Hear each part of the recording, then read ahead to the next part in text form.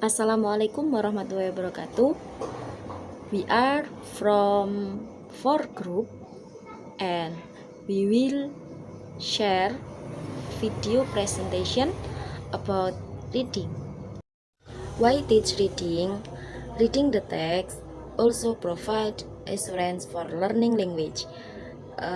The first is vocabulary and the third is grammar and then punctuation and how we compose sentence, text and paragraph.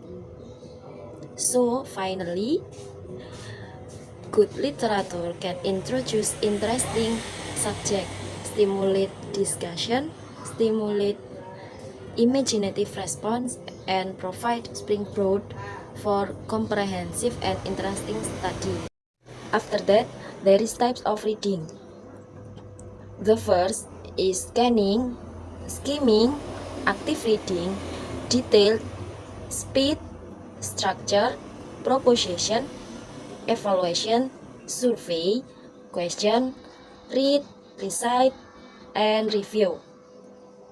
Yang pertama yaitu tipe scanning, types reading scanning, yaitu membaca cepat.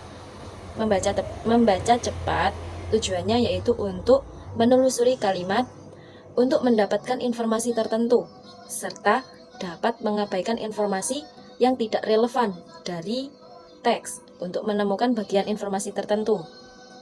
Yang kedua yaitu ada tipe skimming, dengan cara membaca intisari, bertujuan untuk menelusuri teks untuk memahami gagasan utama. Yang ketiga yaitu active reading, membaca terus-menerus. Yang keempat yaitu detail, membaca dengan tepat di tiap-tiap kalimat, tiap-tiap teks tersebut. Yang kelima yaitu ada speed, membaca cepat. Terus yang keenam adalah structure, yaitu terstruktur, runtut. Yang ketujuh yaitu survey, question, read, recite, review. Bisa berupa pertanyaan ataupun mengulang kembali teks tersebut. What reading skill should student acquire? Discuss whether to search for information or a detailed language should be viewed by student as something quite different from the above-mentioned reading skill. When searching the details, we expect students to concentrate on the minutes of what they read. Keterampilan membaca apa yang harus dimiliki siswa?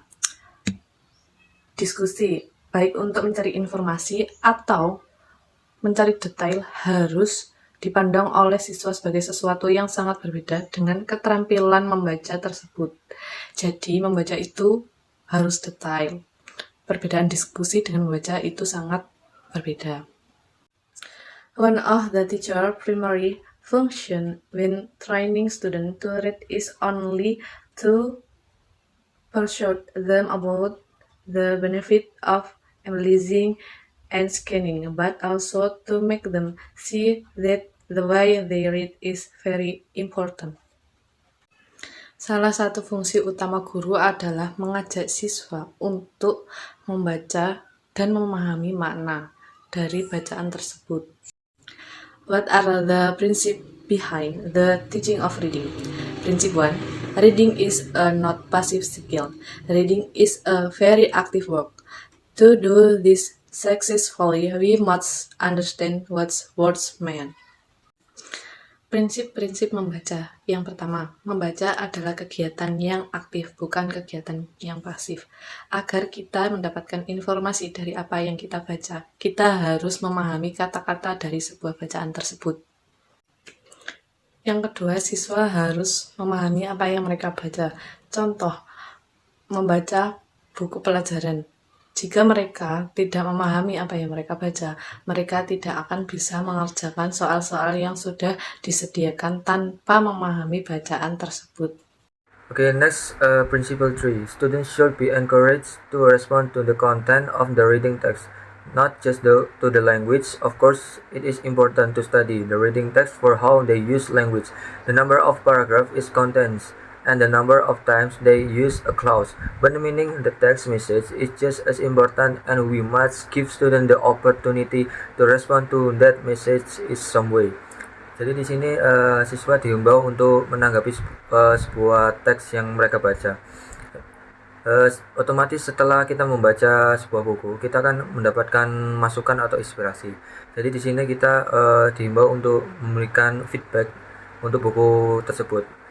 Misalnya kita dihimbau untuk merespon buku yang kita baca. Contohnya, buku ini sangat menginspirasi atau buku ini sangat bagus. Oke, kemudian principle 4. Prediction are a major factor in reading. When we read the scriptures in our own language, we often have good ideas about the content before we actually read them. The book cover gives us clues as to what is in the book. The photograph of outline clues as to what an article looks like and what a report is like before we read onward. Jadi di sini kapan kita membaca buku sebelum mencapai akhir atau klimaks, pasti di tengah-tengah buku itu ada clue-clue atau sebuah clue lah. Jadi kita bisa menebak kejadian berikutnya seperti apa. Seperti itu. Oke, berikutnya principle 5, method assignment to the topic. We could give the top monologues of Hamlet to be or not to be and ask them to say how many infinitives are used. We could give them a restaurant menu and ask them to make a list of items listed in alphabet. Jadi di sini siswa itu kita disuruh untuk mencocokkan misalnya mencocokkan bahan-bahan dengan topik yang diberikan. Contohnya kita memberikan sebuah menu makanan, dan mereka mencocokkan bahan-bahan makanan ini sesuai objek yang tertera. And next, reading principle. Reading is not a passive skill. Students need to engage while reading. Students need to engage with the content of the text, not just the language. Prediction is a major factor in reading. Assignment must be tailored to the topic. And good teachers make the most of reading text. Jadi prinsip membaca yaitu membaca bukan hanya keterampilan pasif, tetapi siswa perlu terlibat saat membaca dan juga siswa perlu terlibat dengan isi teks, bukan hanya bahasanya. Prediksi merupakan faktor utama dalam membaca. Tugas harus disesuaikan dengan topik dan guru yang baik memanfaatkan teks bacaan sebaik-baiknya. Ada cara bagaimana kita sukses dalam membaca, yaitu memahami isi dari bacaan tersebut atau arti dari kata-katanya, dan biasanya dicantumkan gambarnya supaya lebih mudah memahami. Contohnya seperti buku dongeng ataupun fabel. And next, there is the conclusion of all our material. There is said that teachers should encourage students to read in a variety of genres. The language of the text should be authentic, unless it is too difficult for students, in which case we will offer authentic like language. Dapat dikatakan bahwa guru harus mendorong siswa untuk membaca dalam berbagai genre. Jika memungkinkan, bahasa teks harus autentik, kecuali terlalu sulit bagi siswa. Jadi kita harus bisa memotivasi anak agar lebih rajin membaca, entah itu berupa komik, fabel, atau apapun itu yang bisa membuat anak jadi lebih rajin membaca. Kemudian bahasa teks harus autentik atau asli, kecuali terlalu sulit bagi siswa. Jika suatu bacaan tidak memungkinkan untuk dibaca seorang anak, kita harus bisa mencari atau memberikan buku bacaan kepada anak yang lebih bisa dipahami oleh anak. Ya, seperti tadi contohnya fabel ataupun dongeng. Okay, enough for our video. Thank you and assalamualaikum warahmatullahi wabarakatuh.